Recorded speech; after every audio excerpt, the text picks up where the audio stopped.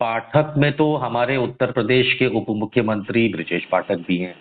जी उपाध्याय में तो आरएसएस के बहुत बड़े, जिनके सामने मोदी जी भी झुकते हैं, दीनदयाल उपाध्याय जी भी हैं।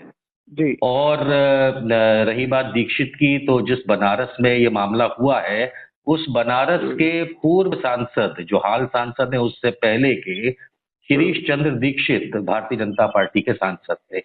तो जी क्या आप ये मानते हैं कि ये तीनों लोग भी उसी कैटेगरी नीच में आएंगे? नहीं, मैं नहीं मानता।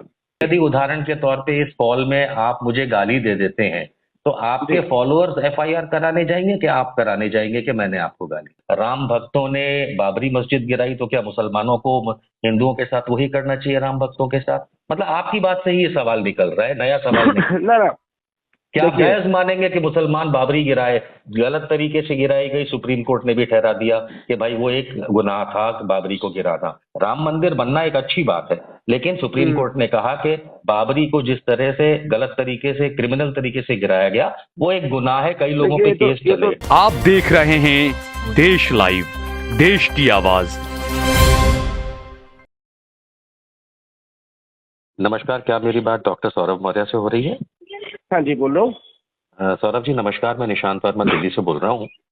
ये जी बनारस में एक हरीश मिश्रा जी हैं, जिन्हें जी बनारस वाले मिश्रा जी के नाम से भी जाना जाता है। जी इनके खिलाफ कुछ आपने शिकायत, एफआईआर की है, कल रात को गिरफ्तारी हुई है, कुछ जानकारी जी दे पाएंगे सर इसकी आप? देखिए, भारत हमारा जो है सो सनातन का देश है, और हमारे धर्मगुरु को अगर कोई बुरा भला बोलेगा तो ये चीज बर्दाश्त नहीं होगा, संतों का अपमान नहीं बर्दाश्त कर पाएंगे। तो हरीश मिश्रा जी से हमारी कोई जाति दुश्मनी थोड़ी है। हरीश मिश्रा जी ने हमारे जगत गुरु श्री श्री 1008 पूज्य श्री रामभद्राचार्य जी को जिस तरीके से जो है अंधराचार्य कहा, कपटी कहा, कातिल कहा, कुकर्मी कहा, ये चीजें बर्दाश्त करने लायक नहीं। तो ये कहीं ना जी। कहीं हमारे आस्था के साथ जो है तो खिलवाड़ था। आपने जो एफआईआर दर्ज करवाई है, जी वो इनको अपशब्द कहने पे करवाई है या कोई और बात? एग्जैक्ट क्या आपने शिकायत की?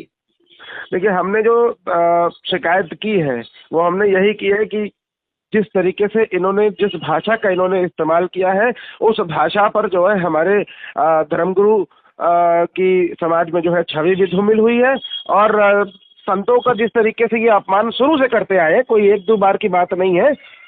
लेकिन जब ये वीडियो जब मेरे सामने आया है तो यहाँ मुझे लगा कि नहीं, इस पर जो है इनको सजा जरूर मिलनी चाहिए, क्योंकि ये बार बार जो है इस तरीके से सनातन का अपमान कर रहे हैं, तो ये उचित नहीं। ये जो वीडियो आप संदर्भित कर रहे हैं, बता रहे हैं, इस जी वीडियो का मेन क्या था उनकी तरफ से, जो उन्होंने ऐसे अपशब्द कहे?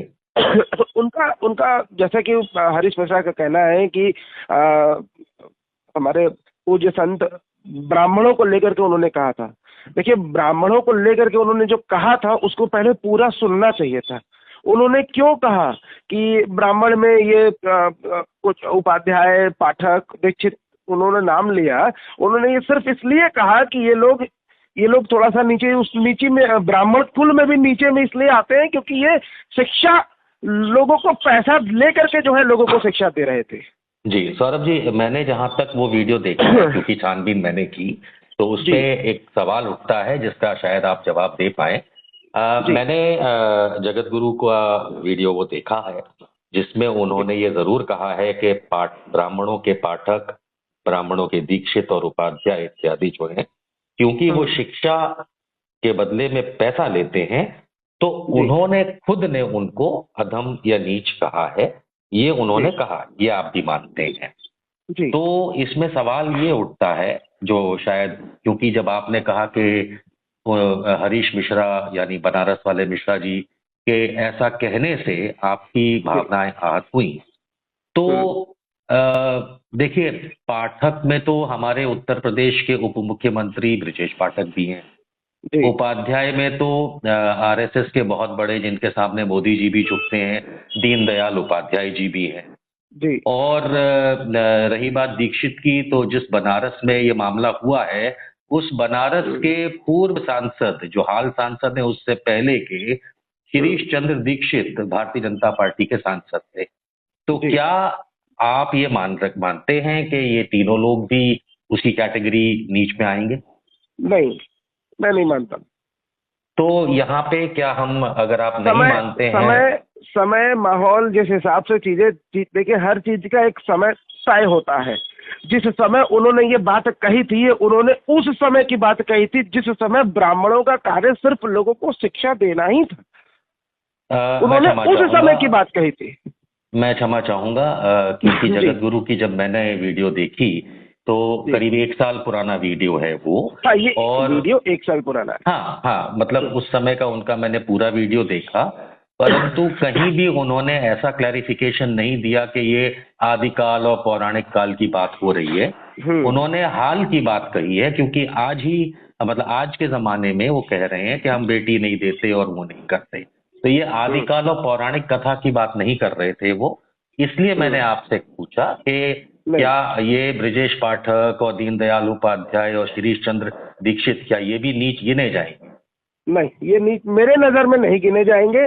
देखिए, क्योंकि जहां तक मैं उस वीडियो को देखा हूं और जहां तक मैं उस वीडियो को समझा हूं, उनके कहने का भावार्थ यही था कि जिस जी, समय की वो भावार्थ, बात कर रहे थे। क्षमा चाहूंगा मैं, भावार्थ तो अपना अपना परसेप्शन हो सकता है, जी। जी। लेकिन जी। मुद्दा तो वही होता है कि जो प्रत्यक्ष दिख रहा है वीडियो में, और आधे मिनट के वीडियो में नहीं, पूरी जो उन्होंने बात कही थी उसको देखने के बाद ये सवाल। जी। तीसरा सवाल मेरा आपसे फिर ये रहेगा कि अगर जगत गुरु राम भद्राचार्य जी पूजनीय, अगर उनकी बात को आप मान्य रखते हुए ब्रजेश पाठक और दीनदयाल उपाध्याय और शिरीष चंद्र दीक्षित को अगर नीच नहीं मानते हैं, तो फिर जी। हरीश चंद्र मिश्रा, माफ कीजिएगा, हरीश मिश्रा, हरीश मिश्र। यानी कि बनारस वाले मिश्रा, इनकी हम्म। बात को लेकर के, अगर ये भी मिश्रा है और आपके जो हमारे जो पूज्य जगत गुरु जी हैं वो भी गिरिधर मिश्रा हैं ओरिजिनली, हम्म। तो इनकी बात में फिर हम लोगों को पढ़ने की क्या आवश्यकता? यदि उदाहरण के देखिए। तौर पे, सवाल सवाल सवाल जी। ये है जी। कि जी। यदि उदाहरण के तौर पे इस कॉल में आप मुझे गाली दे देते हैं, तो आपके जी। फॉलोअर्स एफआईआर कराने जाएंगे कि आप कराने जाएंगे कि मैंने आपको गाली? हम्म। ये आपसे सवाल है। देखिए, ऐसा है कि वो धर्म गुरु हैं। हम लोगों ने उनको सनातन में उनको जगत गुरु का दर्जा दिया गया है। तो जी कहीं ना कहीं हम लोग इस तरीके से देखते हैं। खास तौर पे मैं अपनी बात करूं, मैं अपने समाज की बात करूं, तो हम लोग जो है, हम लोग उनको भगवान का दर्जा देते हैं। ठीक है। और आप अगर कोई भी इंसान अगर हमारे भगवान को गाली दे रहा है, तो वो कहीं ना कहीं हमें आहत पहुंचती है। ठीक है, लेकिन मैं इसमें अपने सीधा आप को सवाल ये मैं है, सीधा सवाल, आपकी बात मैं समझ गया, सीधा सवाल ये है कि जिन्हें जी। हम जगत गुरु तुलसी पीठ के कह रहे हैं, अखाड़ा जी। परिषद ने तो खुद उनको तुलसीदास जी की रामचरितमानस को टेढ़ा मेढ़ा करके गलत तरीके से लिखने का आरोप लगाया। तो सनातन की बात, सनातन के जो ऊपर के लोग हैं, जगत गुरु, शंकराचार्य, इन लोगों के बीच में रहनी चाहिए। मेरा सवाल दोबारा मैं आपसे पूछता हूं कि यदि आप मुझे गाली देते हैं तो क्या, माफ जी। कीजिए, मैं अगर आपको गाली देता हूं तो आपके फॉलोअर्स जाएंगे या आप जाएंगे? क्योंकि मैंने इसीलिए शब्द फॉलोअर्स का इस्तेमाल किया, हो सकता है कि देखिए, आपके भी बहुत सारे फॉलोअर्स संविधान हों। संविधान संविधान सबको हक देता है। यदि मैं चाहूं तो मैं भी मुकदमा करा सकता हूं। यदि मेरे फॉलोअर्स चाहें तो उनके, अगर उनको ऐसा लगेगा कि नहीं, हम सौरभ जी को मानते हैं और सौरभ जी के ऊपर अगर इस तरीके से, सौरभ जी के खिलाफ अगर इस तरीके से बोला गया, उनको गाली दिया गया है, तो मेरे फॉलोअर्स भी कर सकते हैं। तो संविधान सबको हक दिया हुआ है। ठीक है, तो फिर आखिरी सवाल आपसे ये रहेगा कि मूल मुद्दा फिर इसके अंदर आपकी तरफ से गाली गलौज करने का आता है, ना कि सनातन के किस एंगल को लिया जाए। तो इसमें गाली गलौज का ही मुद्दा है, इसमें धार्मिक भावना आहत होना ये कहाँ से आ गया? ये अंतिम देखिए, सवाल। मैंने अभी आपसे बताया कि मैं उनको अपना भगवान मानता हूँ। जी हाँ, मैं उनको अपना भगवान मानता हूँ। और जहाँ तक मैंने उनको जाना है, उनके द्वारा बहुत सारे ऐसे कार्य किए गए हैं सनातन के प्रति, जो मेरे लिए एक आदर्श है। तो अगर मेरे सामने, मेरे पास अगर इस तरीके की चीजें आएंगी कि धर्मगुरु, जगत गुरु पूज्य श्री रामभद्राचार्य जी को अगर कोई इस तरीके से जो है अंधराचार्य बोलेगा, कुटिल बोलेगा, कातिल बोलेगा, तो कर्मी बोलेगा, तो ये चीजें हमसे बर्दाश्त नहीं होंगी। बेहतरीन, आपने ये सवाल का जवाब दिया। इससे एक अंतिम सवाल और आ गया, माफ कीजिएगा, इसके बाद नहीं आएगा, कि इसी तर्ज पे जगत गुरु रामभद्राचार्य जी ने मृत काशीराम और मृत समाजवादी पार्टी के प्रणेता मुलायम सिंह यादव जी के बारे में बड़ी अभद्र बात की थी। तो क्या ये ठीक रहेगा कि समाजवादी पार्टी के फॉलोअर्स या कांशीराम के फॉलोअर्स रामभद्राचार्य पे FIR कराएं? क्या आपके हिसाब से वो सही रहेगा? नहीं, देखिए हमने क्या कहा, मैं उस चीज को मानता हूं तो मैंने कराया है।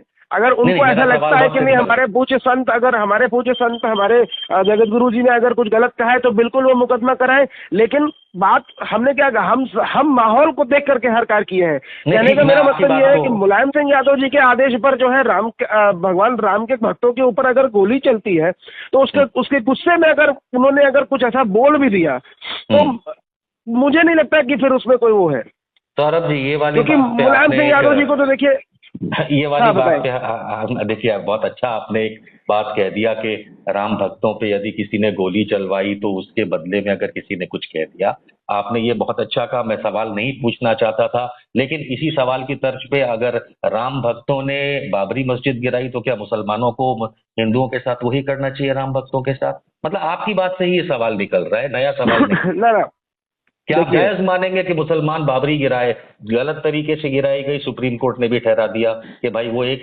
गुनाह था बाबरी को गिराना।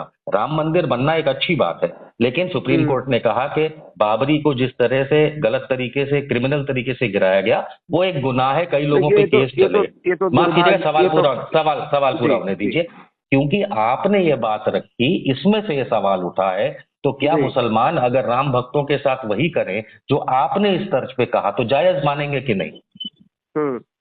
देखिए, भारत का ये दुर्भाग्य रहा है कि भारत एक आपने जवाब हम हिंदुस्तान बोलते हैं, पहले मैं वही जवाब ही दे रहा हूँ कि भारत का ये सबसे बड़ा दुर्भाग्य रहा है कि भारत में अपने ही भगवान को पूजने के लिए, अपने ही भगवान के घर को वापस लेने के लिए हम लोगों को इतनी बड़ी जंग लड़नी पड़ी।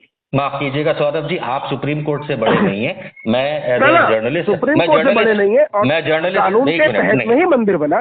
देखिए, हम एक एक करके बात करें तो बेहतर है। आपने जब ये बात कही कि भगवान के मंदिर को वापस या भगवान के घर को वापस लेने के लिए माननीय सुप्रीम कोर्ट के आदेश में बिल्कुल साफ है कि वहां राम जन्म का ना तो कोई प्रमाण है ना मंदिर का प्रमाण है, आपको वो आदेश पढ़ना चाहिए जो सबने मान्य रखा है। तो आप ये नई बात मत निकालिए कि वो घर को वापस लिया या मंदिर को वापस लिया, ऐसा कतई नहीं है। माननीय सुप्रीम कोर्ट के आदेश थे, ना मैं बड़ा हूं ना आप बड़े हैं। अंत में फिर वही सवाल दोहराता हूँ, आखिर में फिर वही दोहराता हूँ मैं आपसे सवाल कि अगर आप कहते हैं कि मुलायम सिंह यादव ने राम भक्तों पे गोली चलवाई इसलिए माननीय राम भद्राचार्य जी के शब्द कुछ निकले हों, लेकिन फिर उसी तर्ज पे अगर बाबरी राम भक्तों ने गिराई जिसको सुप्रीम कोर्ट ने साबित किया कि एक गुनाह था, तो क्या मुसलमान भी उसी तरीके से राम भक्तों पे एक्शन ले? क्या ये सही रहेगा? आप जायज ठहराते हैं या नहीं, एक सवाल है। नहीं, मैं जायज नहीं ठहराता हूँ। मेरा खाली बस एक चीज ये कहना है कि जो चीज कब्जे से ली गई है, अगर वो चीज सीधी तरीके से नहीं मिलेगी तो उसे कब्जे से ही ली जाएगी। नहीं, वो सुप्रीम कोर्ट ने तो आपकी बात को, जो आप कह रहे हो सुप्रीम कोर्ट की बात नहीं है, क्षमा कीजिएगा, ये बात गलत है आपकी। लेकिन हाँ, इससे ये साफ जरूर हो रहा है कि आपके पास शायद उतना इंफॉर्मेशन नहीं है और आधी इंफॉर्मेशन के चलते आपने शिकायत कराई है। ठीक है, ये आपका हक है, तो कोर्ट कानून देखेगा आगे क्या चलना है। मैं आपसे बहस नहीं कर रहा था, मेरा काम था सवाल करना।